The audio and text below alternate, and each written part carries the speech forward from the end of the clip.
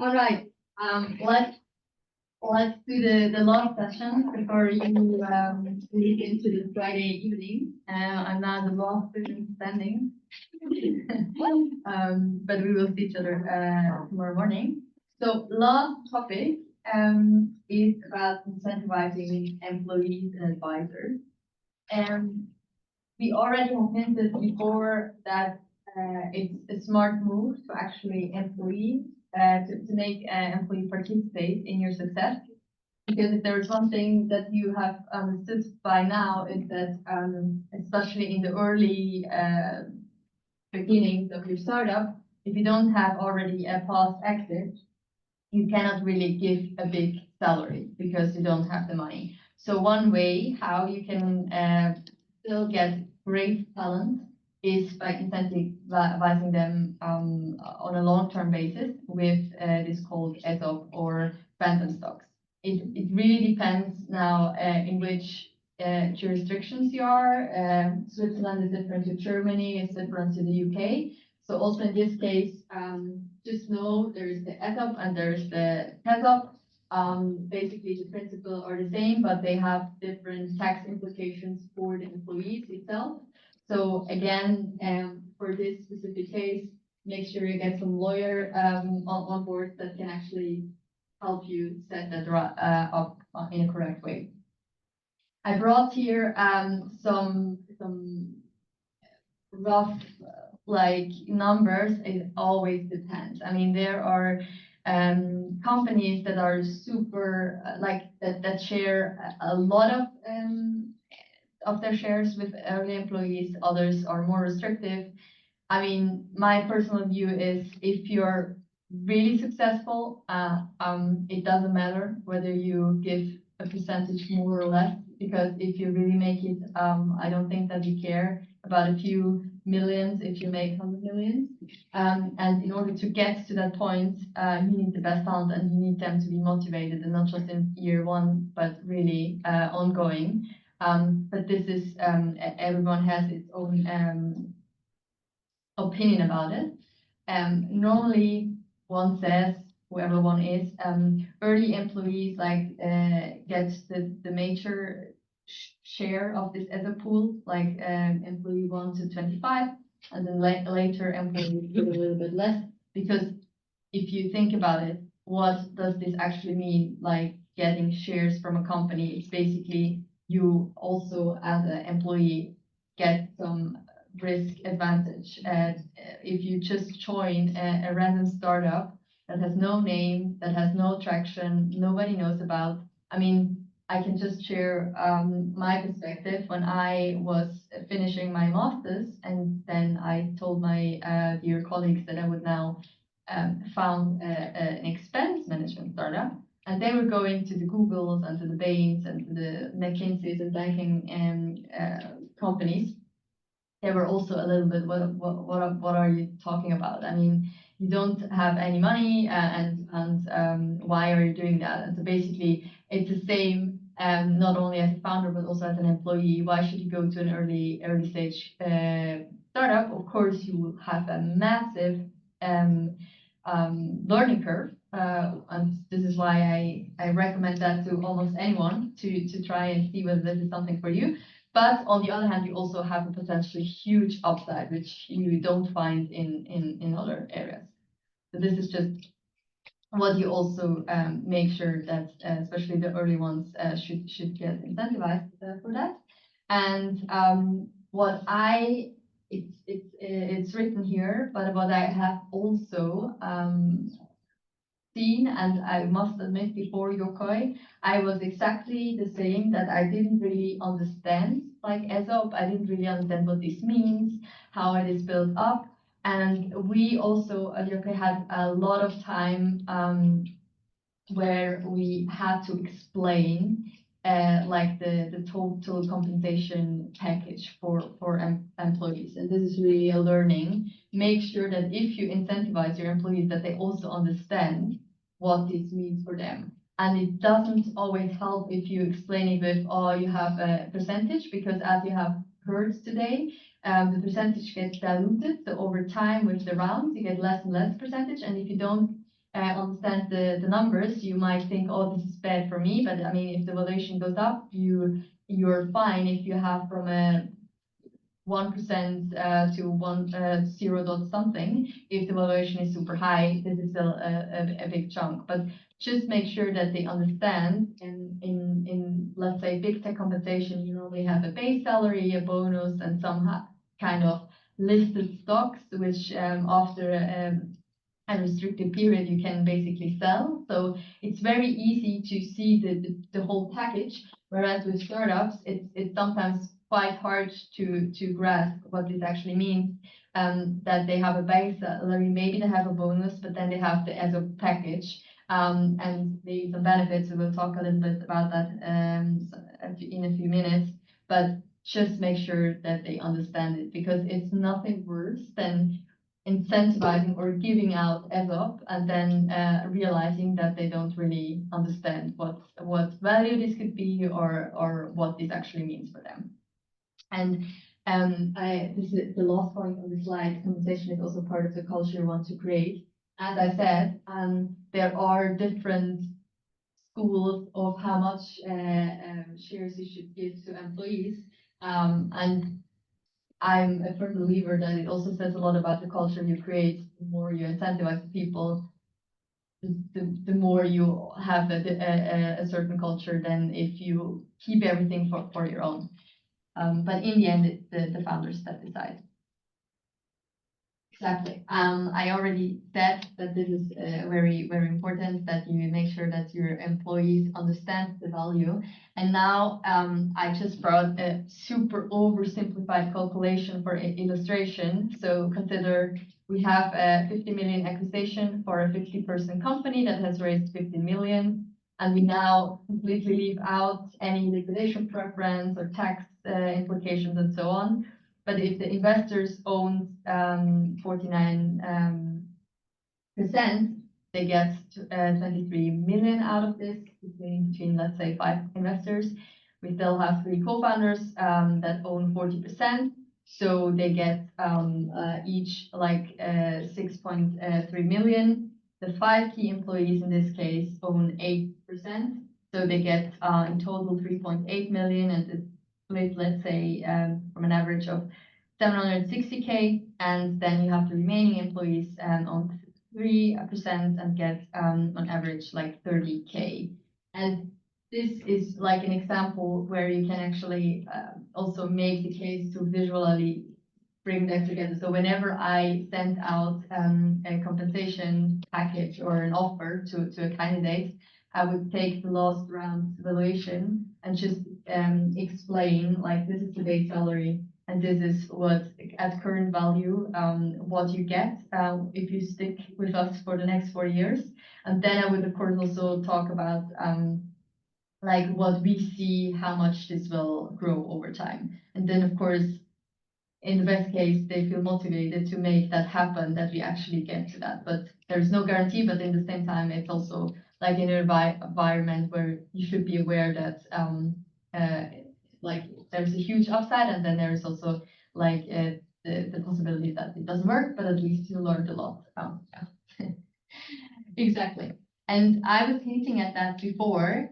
So of course, when you incentivize early employees, and I get this question often, especially from founders who have just started out, how do you get motivated people that are in and go the extra mile and like hear about all these nice benefits that you get in a job that is 9 to 5, And of course, you can talk about like the learning curve and everything, and it always depends on the people that you want to have in your team. But there are also other ways how you can kind of give benefits beyond total compensation. And this is Earkick. It's a Swiss startup about mental health, and this is just one example. This is again a question of culture, but in this case, they're really generous with kind of making sure that people get enough time off.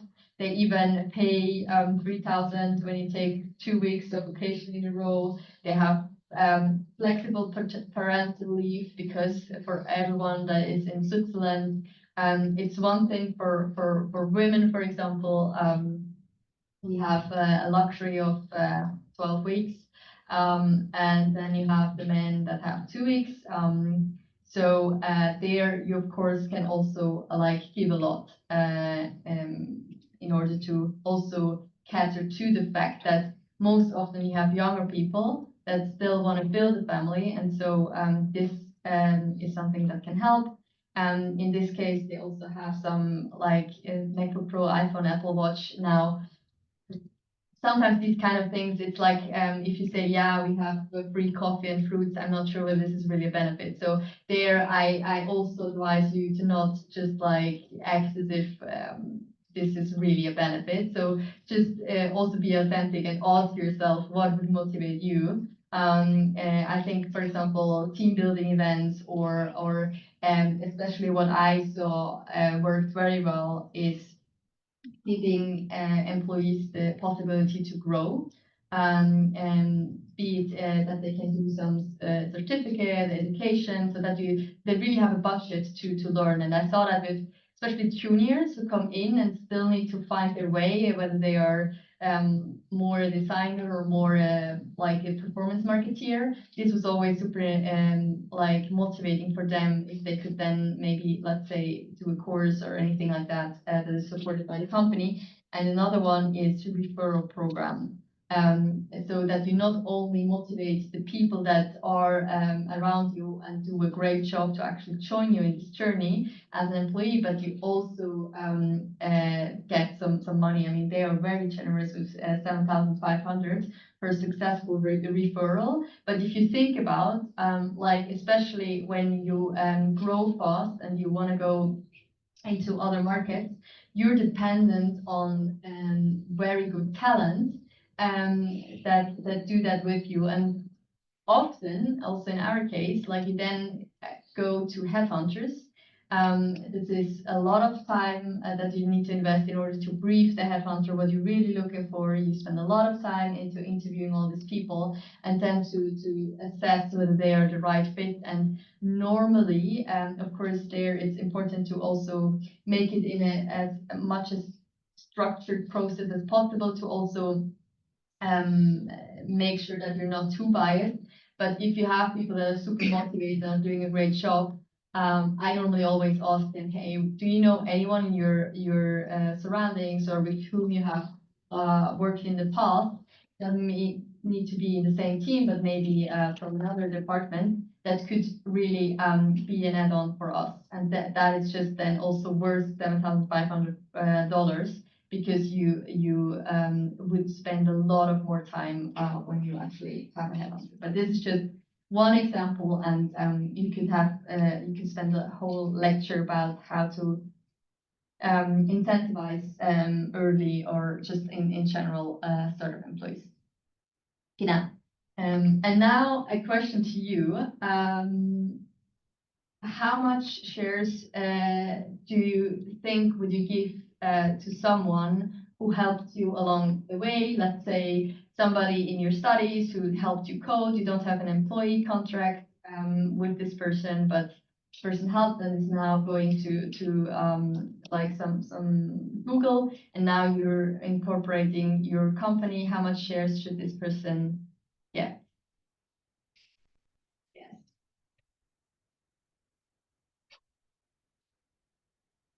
Zero. Why? Yeah, Sorry? you just helped me out there. Mm-hmm. I'm not gonna. No, I don't get shares for being nice. Yeah. No. Any other? Yeah. Probably because you can't give everyone's shares. Mhm. In the end, your shares alone get so much till you go for I don't know your exit or something. If you really there won't be much there in the end if you give everyone's shares to everyone. Mhm. Yeah. That would be the equity, right? So then you cannot really go the VC route anymore if you give all Follows the wisely. Yeah. I mean, like I'm saying that provocatively, or asking this question, because sometimes you have the feeling that you're like you need to look backwards and look at all the people that have somehow helped, but we are here in a game where you should motivate the people forward looking, and this sometimes gets forgotten. So in this regard, my question, of course, would be: so imagine you're a PhD and you want to start a company, and your professor wants to have a share. How much do you give this professor? It depends on how involved he was, right? Because I mean, he could have been like a great guiding voice. Like when you praise it with my friend, it was sort of like, "Hey, dude, can you look at my code and Mhm. code this?" Yeah. Absolutely. Yeah. I would also say, depending on how much I think I need him in the future going forward, how important he will be. And would having his profile picture on the website be enough for you to give him shares? What do you mean? Being like, hey, this professor in AI is part of our co-founding team, while you know that he might not do anything? Depends if he has a really, really strong network, which I can depend or I could depend on, and he brings in people that help my startup. That may be. If it's just, or if that's not the case, then no. Mm-hmm. Yeah. Yeah. So one thing that I find very important is like there is, especially when you at the ETH, there is this transfer office. So whenever like the university is involved, normally the whole regulation on how much shares should you give is done via the transfer office. So this should actually be covered by that. Now, when it is about yeah. Do you know the exact regulations? Because I don't have experience. Yeah. I have heard some people talking, and I'll say it in an impolite way that ETH takes a big credit from the startup that has been spinned off. Yeah. Yeah, so I mean, I cannot talk in details because I'm just not involved in that part. But the lecture here should just make you very much aware of like that this can happen, especially from the ETH or from other universities, that they take a stake. But on top of that, you sometimes hear like just the other day I heard about a startup where I think there were three founders. Two of them were professors, and I think they had like 60%, and there was basically one PhD who was running the whole thing. And I mean, which investor would invest into such a thing where it's obvious that there's one person working and the other two are just there for whatever reason? And you see that very often, and it's not helpful because like these cases have no future. And this is why in my last slide here I really want to make sure that you understand that incentivizing advisors can make sense. I mean, depending on what crazy professor that is, it can help to have him on the website if he then also like agrees that he, let's say, does once a month or once a week or whatever you kind of agree on, forward looking, he also spends time on doing intros or is here for reference calls or like, I mean, it's really up to a negotiation, and I'll leave you this slide where you can see a bit the difference between committing 5 hours or 10 hours or 20 hours, and then also see, depending on the stage, how much is kind of something that makes sense. But you see, we're talking about here, if somebody commits 5 hours on a monthly basis, in the idea stage, we're speaking here of 0.25%. And there are numerous cases where we don't speak about that, we rather about 25%, and you just like making a big hurdle in your whole investment scheme. And so just be very aware of that and carefully select your advisor and make sure what is your expectation. And also there with advisor, make sure that there is a vesting. So this person shouldn't get like just 1 or 2 or 3% like that, but just like also over a period of, let's say, 4 years. So having like the compensation seen as a forward-looking thing, and really get the commitment from the person, because that is what you need. Consider in which stage you are, because it's different whether you're really at the beginning or later down the road. You need also different advisors. And so I'll leave you with that. There is also like a link where you actually get a template where you can read more about it. And I think that was my last slide. And now if you have any questions, you can shoot. And otherwise, we will see each other tomorrow.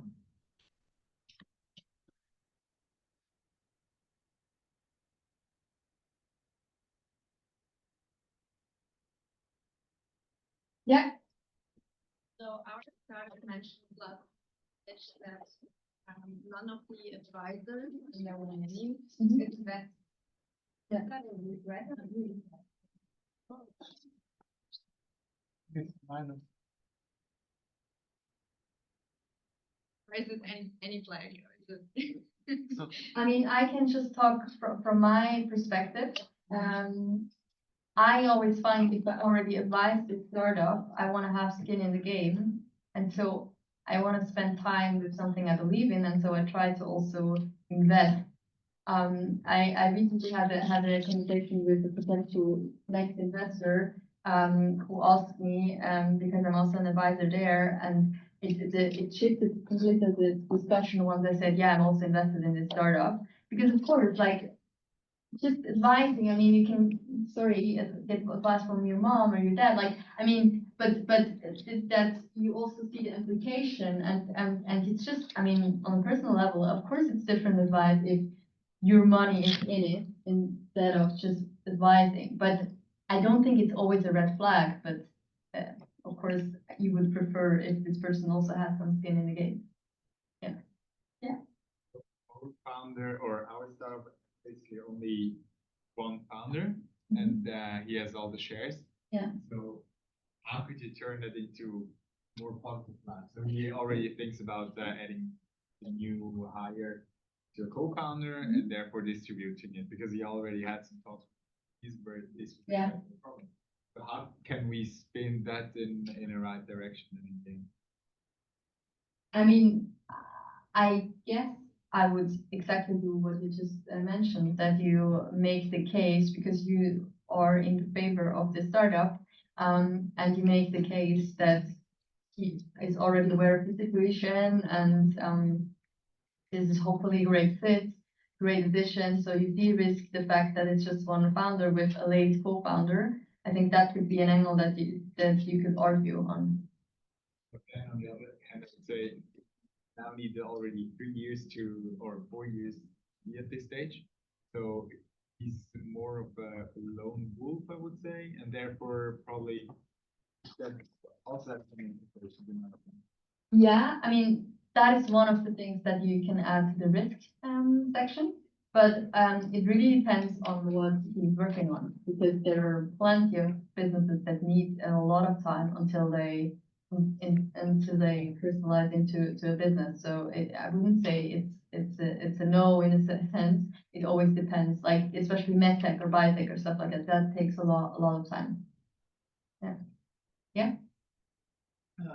Could you maybe have, instead of giving someone, for example, let's say you have a professor that helps you with your on, could you maybe make a shareholder agreement with them saying that after a certain, once you reach a certain round, they must sell off their part of the shares when funding is raised. So instead of keeping them as debt equity, at that point, you basically make them exit, unless they're staying on in the company and actually continuing as part of the board or maybe helping with research, just liquidating that. Is that a common thing that people do, or? I wouldn't, I haven't heard about this particular case, so I wouldn't say it's common. I'm sure there are possibilities. This is why I would always involve a lawyer to actually play around with this. But I cannot give you like recommendation into that. I mean, it's possible, but like I don't know of a case where this was the case. But I know a few people that I could ask, and maybe I can come back to you about it. Yeah. It might be because. So in the usual VC office, how many people are kind of lawyers? How many people are accountants? And how many people are technology people? Because for me, they're like different topics, and I don't know how a VC is set up like. It's I'm representing the founder perspective here. I don't know what a typical of, because there it also depends. Are you a small boutique VC with only one fund? Then you probably have the lawyers external. Do you have several funds? Then you probably have some lawyers in-house. But this is a perfect question that you can ask tomorrow, Andrea and the rest of the team, because they basically set up a fund and like what were the hires you did and what are you planning to hire in the next few years? Yeah. Yes. You said that most successful founders are between 40 and 50. It's what the studies. I mean, Yeah, okay. yeah. What the studies say is the best way to be a successful founder.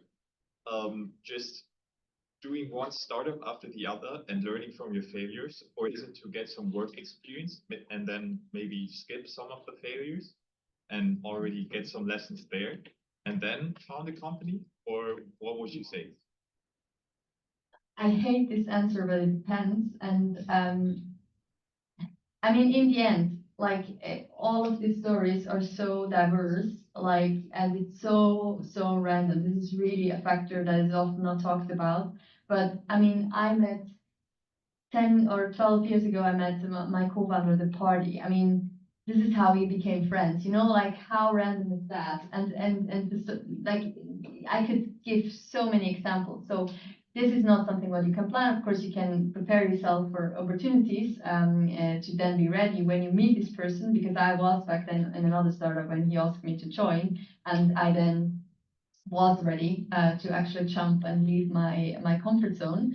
I mean, I think if you are young and you don't have an idea to found on your own, really join a successful scale up. Make sure that there you really work hard in order to get close to the power, in the sense that you have that you get insights into how do their numbers look like, how do they deal with the investors, what are their networks, what are the great hires, how do you set up processes and stuff, because this is all the things that as a first-time founder you like fail 20 times until you get it right. And if you can have these learnings from a scale, I think you set up so much better, especially because you already have network, you already have people that you can actually hire into because they know the drill. So that is definitely something. But if it is your own startup, I mean, if you have an idea and you're convinced, go for it. If you don't, but wanna learn, then join a successful startup, or just somebody somewhere where it's growing. I mean, success is always relative. But there, I think the learning curve is the steepest, and this is then what you take on. And I guess, I mean, it's a study, but if you think about it, on the one hand, you have working experience.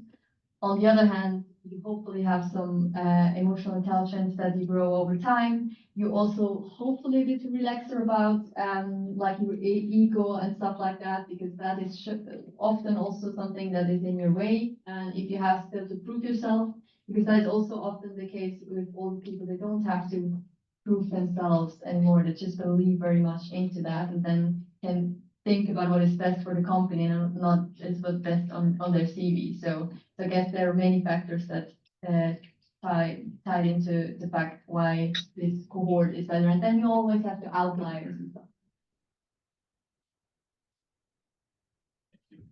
You're welcome. Good. So enjoy your Friday evening. I hope you can. It was nice being with you and having the attention so long. I appreciate that. And see you tomorrow then.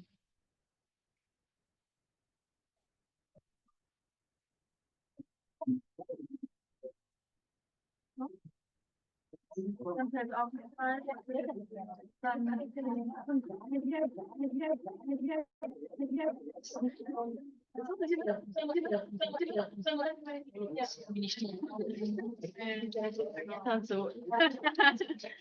think this is the sign. Yeah, here's the touch, so it comes from the map. Ja.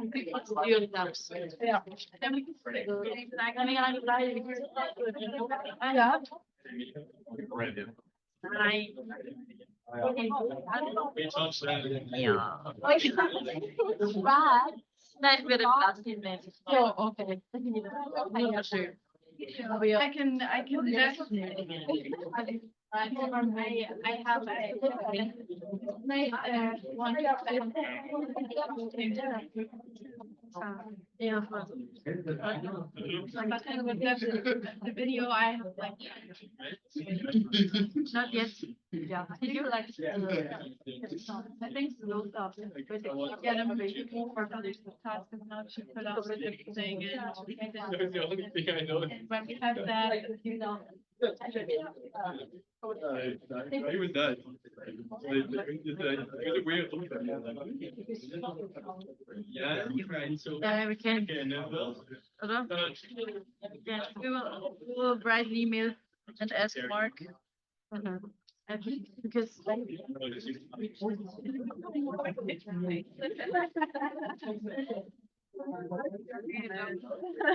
yeah.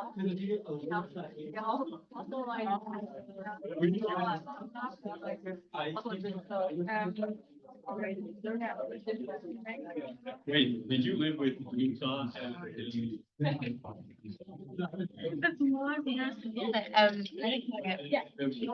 Deine Erwartungen, weil, also ich finde es mega schwierig zu wissen, total fuck oder so, ja, ich habe overwhelming. you guys were